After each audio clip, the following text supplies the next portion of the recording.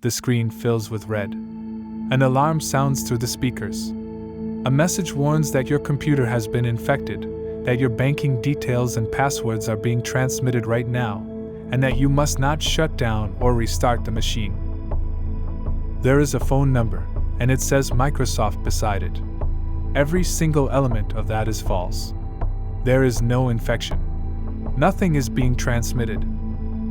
The warning is just a web page with a sound file attached. Microsoft did not put that number there and does not answer it. The man who does answer it is sitting in an office with a headset on and a monthly target, reading from a document that tells him what to say when you get suspicious. And in a growing number of cases, there is somebody else in the room he doesn't know about. Somebody who has quietly reversed the connection, is inside his network, is reading his files, has taken control of the office CCTV, and is watching him work. Welcome to this episode of The Great Cons. Every week on this channel, we take apart one great deception, tracing not just what the con artist did, but how it actually worked, why intelligent and cautious people believed it, and what it cost the ones who did. Some of these stories are about frauds so large they reshaped the law. Others are about small, strange, brilliant deceptions that fooled experts for decades. All of them share something. At some point, somebody trusted somebody else, and that trust was the raw material the whole thing was built from. Our last two episodes were heavy-going, and deservedly so. Today's is different, because this is the one fraud where the people being robbed have fought back, publicly, at scale, and with a certain amount of style. We are going to cover how the tech support scam works, the specific tricks used on screen and why they look so convincing, the far more dangerous version that has largely replaced it, why it targets older people for reasons that have nothing to do with being gullible, and the strange subculture of people who have made it their business to waste these operations' time, expose their offices, and occasionally warn victims mid-robbery. And by the end you will have a rule that takes 5 seconds to apply and defeats the entire category. Let's start with the scale, because this is not a marginal crime. In the United States, tech support fraud has consistently ranked among the highest loss categories reported to the FBI's Internet Crime Center, with reported losses running into the hundreds of millions of dollars annually and, in some years, considerably more. The pattern reported year after year is that victims over the age of 60 account for a disproportionate share of both the number of complaints and the total money lost. Similar figures appear in the United Kingdom, Canada, Australia, and across Europe. And as always in fraud, the reported number is a floor rather than a ceiling, because a large proportion of victims never report at all. Now the anatomy, and it begins with getting you to make the call. Note that direction because it matters. The most effective versions of this fraud are designed so that you contact them. A call you initiated feels safe in a way a cold call never does. There are 4 main routes. The first is the pop-up, sometimes called scareware. You are browsing, you click a link or land on a page carrying a malicious advertisement, and a window appears that fills the screen. It may play an alarm. It may speak aloud. It frequently disables the normal close button and blocks you from navigating away, which is a straightforward browser trick and not evidence of anything being wrong with your machine. The messaging is always urgent and always contains one specific instruction that gives the whole thing away. Do not turn off your computer. That instruction exists because restarting closes the browser and the pop-up disappears, which would end the fraud instantly. The second is the cold call. Your phone rings and someone says they are from Microsoft, or from your internet provider, or from a security company, and that their systems have detected a problem with your computer. The third, and increasingly the most effective, is the search advertisement. Someone has a genuine problem with a printer or a laptop or an email account. They search for the support number for that company. Fraudulent operations by advertising against exactly those searches, or manipulate search results, so that the number appearing at the top belongs to them. The victim has a real problem, has actively looked for help, and calls a number they found themselves. Their guard is nowhere. The fourth is the fake invoice, and this one is the entry point to the more dangerous version we will come to. An email arrives that appears to confirm the automatic renewal of an antivirus subscription for a few $100 charged to your card. You never bought it. There is a number to call to cancel and get your money back. That number is the fraud. Once you are on the phone, the next objective is remote access. They will ask you to install a program. And here is the part that makes this so effective: the software is real. These operations overwhelmingly use legitimate, widely used remote support tools, the same ones that genuine IT departments and repair shops use every day. Your antivirus will not flag them, because there is nothing wrong with them. They are downloaded from real websites. Once that connection is established, they can see your screen, move your cursor, type on your machine, open your files, and install whatever they like. Now comes the theater, and this is the enjoyable part, because once you know these tricks you can never be fooled by them again. The operator needs to prove the problem is real. They cannot show you an actual infection, because there isn't one. So they show you ordinary, harmless features of your own computer and describe them as catastrophic. Trick 1. They open the Event Viewer, a standard Windows utility that logs system events. Every computer on Earth has hundreds or thousands of entries here marked as warnings or errors, and the overwhelming majority are entirely routine: a service that took slightly too long to start, a driver that logged a notice. The operator scrolls through a wall of yellow and red icons and tells you each one represents an intrusion or a corrupted file. It looks alarming precisely because nobody ever looks at it. Trick 2. They open a command window and run a standard network command that lists the connections your computer currently has open. Every computer with a browser open has a long list of these, because every website, updates service, and application maintains connections. The operator reads out the foreign addresses and tells you these are hackers currently connected to your machine. They are Microsoft, your email provider, and whatever sites you have open. Trick 3. They run a command that displays the folder structure of your drive, which produces a long, fast-scrolling cascade of text. It looks exactly like a scan in a film. It is doing nothing except listing folders. Trick 4, and this is the cleverest. They run a command that displays a particular internal Windows identifier, a long string of letters and numbers, and tell you it is your computer's unique license or registration number. Then, to prove they are genuinely from Microsoft, they read the same string back to you from their records. It matches perfectly. Of course it matches. That identifier is identical on every Windows computer in the world. It is not unique to you and it is not a license number. But watching a stranger recite a code from your screen that they could not possibly have seen is enormously persuasive, and it is the moment when a great many people stop doubting. Trick 5 is the crude one. They minimize everything, open a plain text editor, and type a message in capital letters saying a virus has been found, then present it as a system alert. And there is a nastier variant, where the operator uses a Windows feature to set a password on the machine so that it cannot be started without a code they hold. The victim's computer is now genuinely locked, and the code is the leverage. Then comes the sale.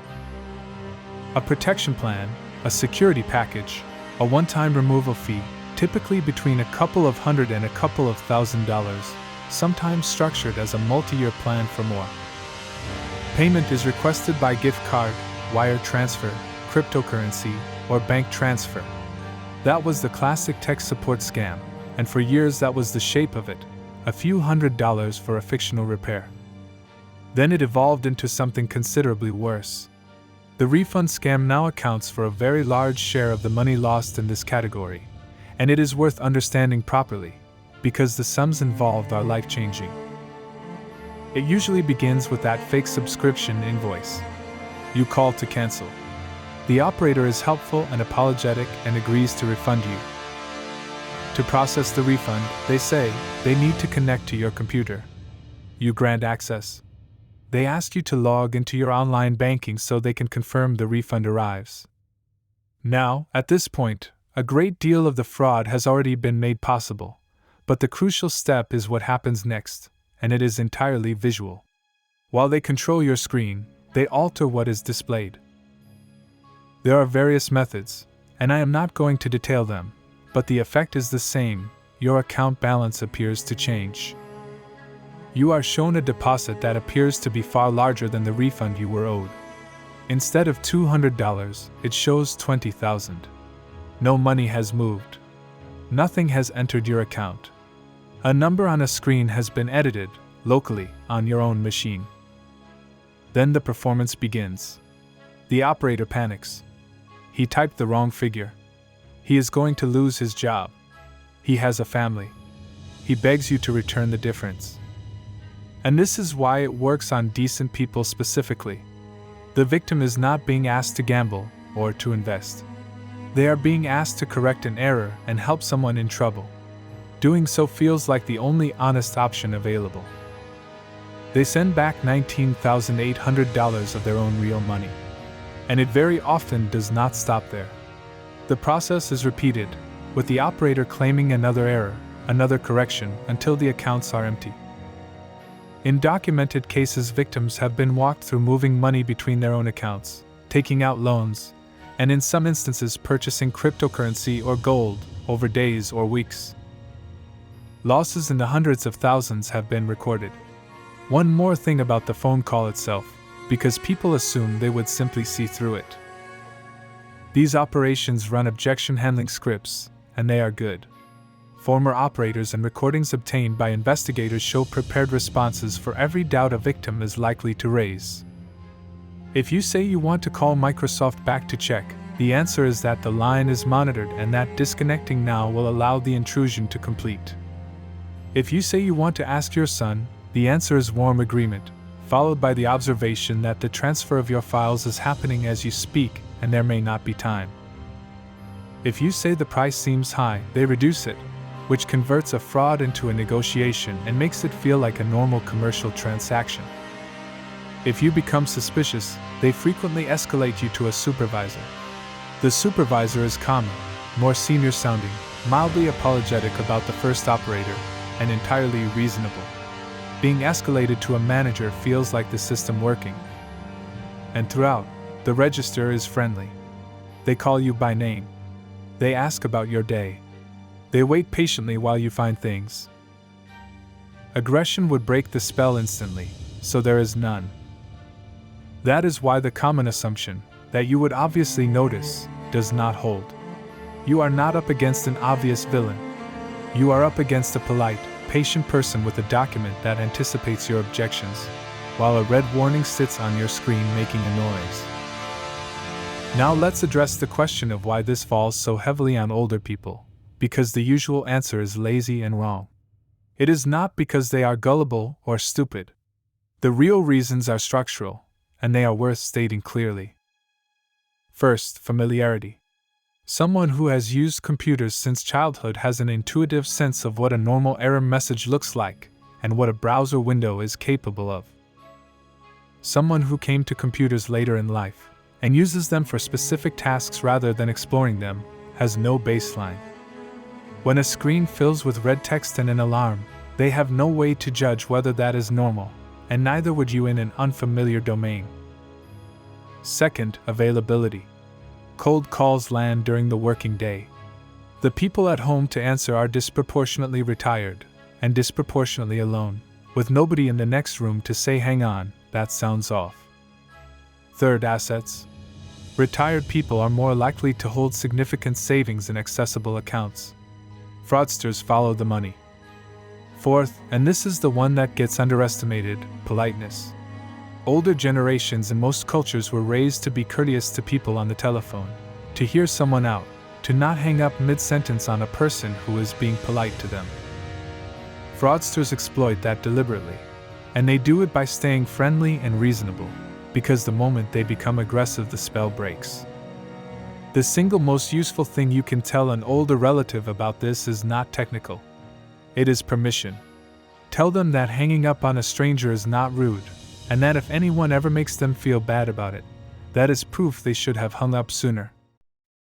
Which brings us to who is running these operations.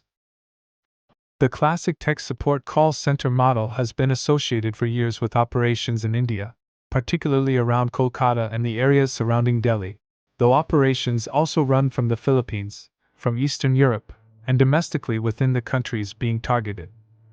Two things need saying about that, and both are true.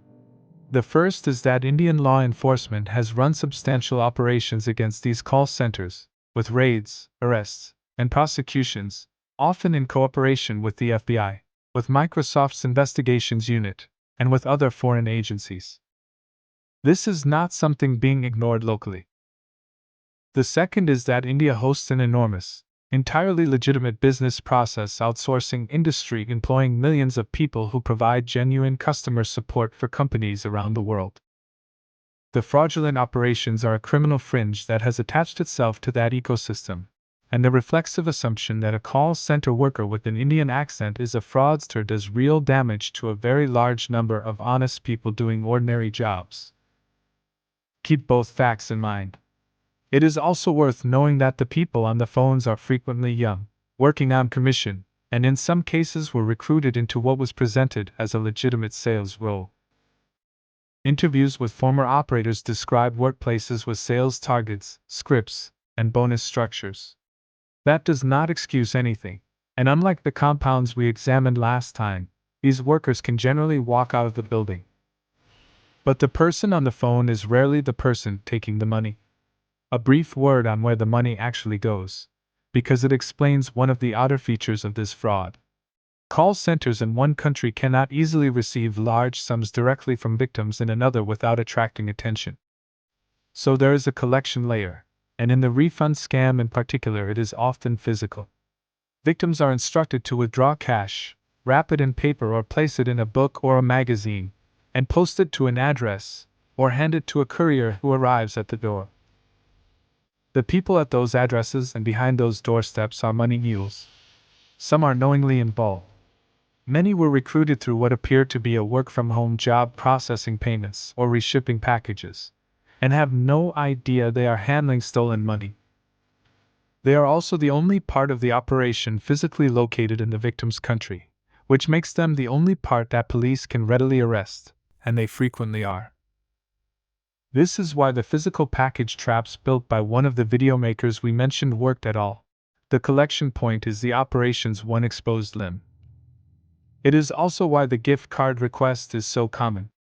Gift card codes can be read out over the phone and resold almost instantly, anywhere, with no bank involved and nothing to reverse. Now, the fun part. Because unlike almost every other fraud we have covered on this channel, this one produced a resistance movement. The original form was simple time wasting. From the early 2000s, forums existed where people responded to fraudulent emails in character, stringing the fraudsters along for weeks or months, purely to waste their time and occasionally to persuade them to pose for absurd photographs. It was a hobby, it was often very funny, and its practical impact was limited.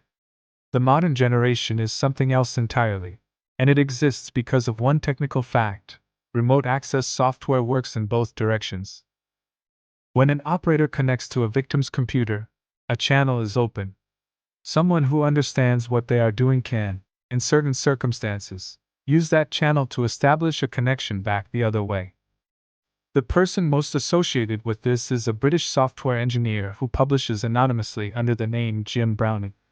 His method, as documented in his own videos and in mainstream press coverage, involves posing as a victim, allowing the connection, and then working his way back into the operation's own systems. In multiple cases he has obtained access to a call center's internal network, its recordings, its records of victims, and most remarkably, its office CCTV cameras, which produced some genuinely extraordinary footage, an operation being filmed by its own security system, with the fraudsters at their desks, while the person they thought they were robbing watched from another continent. That work has had concrete results. It has fed evidence to police forces. It contributed to a major BBC investigative documentary.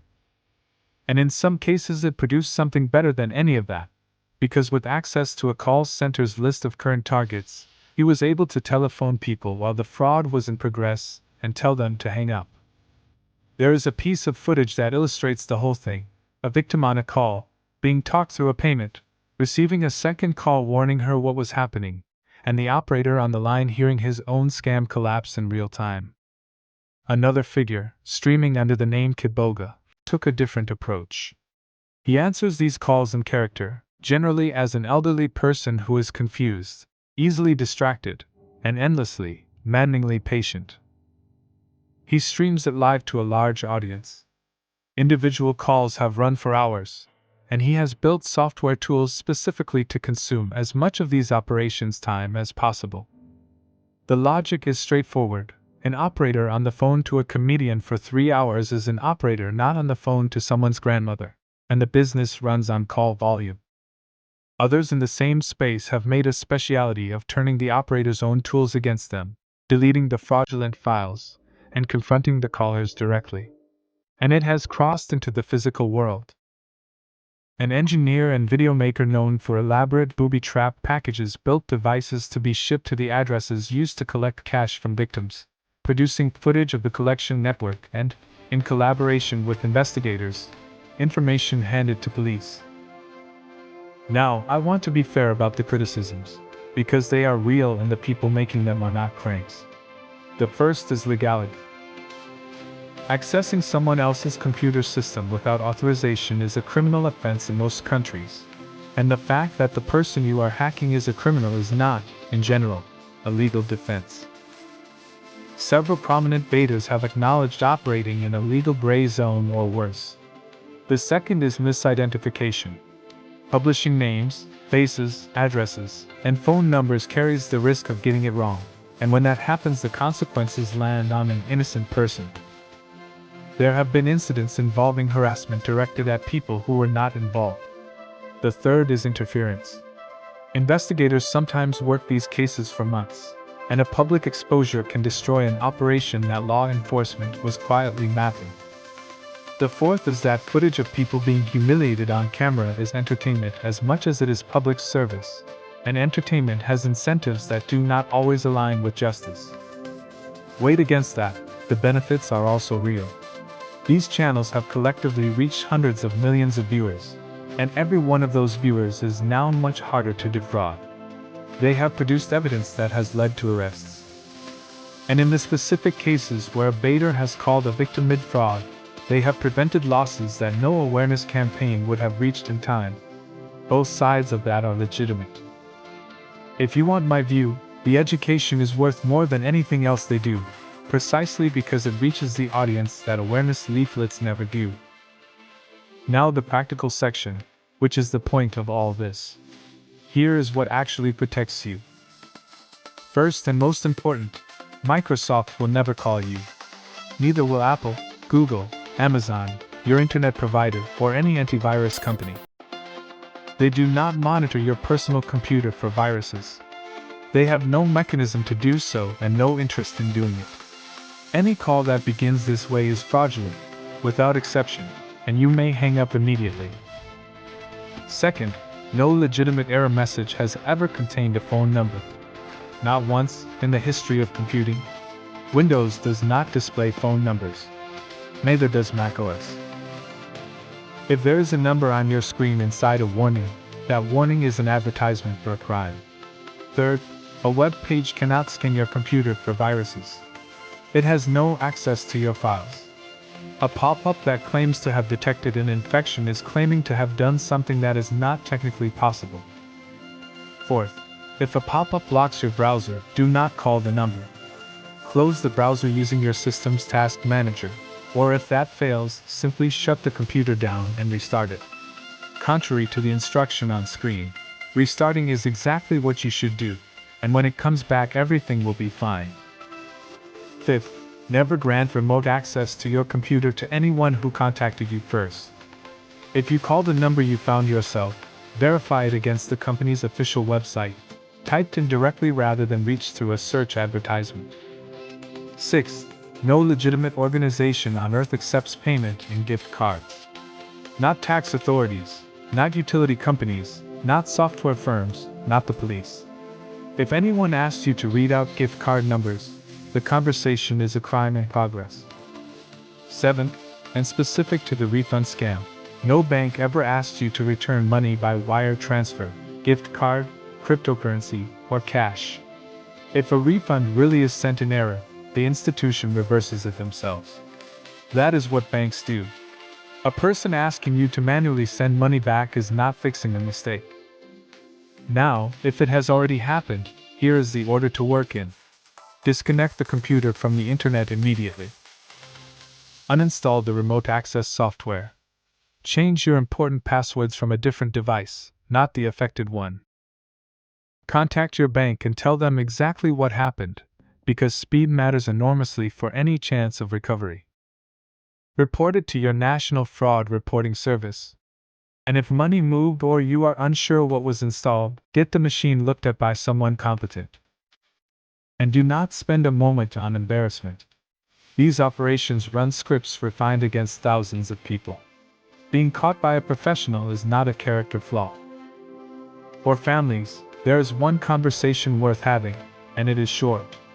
Agree with an older relative that if anyone ever calls about their computer, or if any warning appears on screen with a number on it, the rule is simply this: hang up, or turn it off, and then call you.